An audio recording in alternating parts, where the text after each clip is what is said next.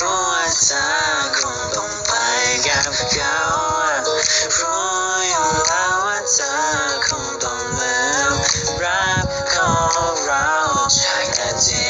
นี้ไปคงไม่ดีเรื่องราวเหล่านั้นอีกแล้วรู้ว่าเธอคงต้องไปกับเขารู้อยู่แล้วว่าเธอคงต้องลืมรักของเราจากนาทีนี้ไป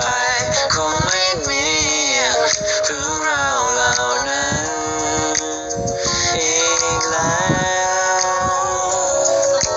รู้ว่าคงต้องลืมเธอแม้ว่าเราไม่ได้เจอยังคิดถึงเธอ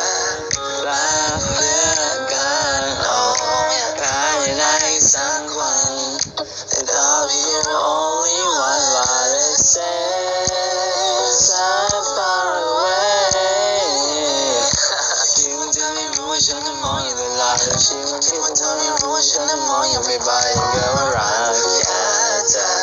เพราะงั้นว่าฉันรักเธอรู้ว่าสงสัยทำไมทำไมอยู่กับเขาเรื่องฉันมันสงสัยทำไมทำไมอยู่กับเขา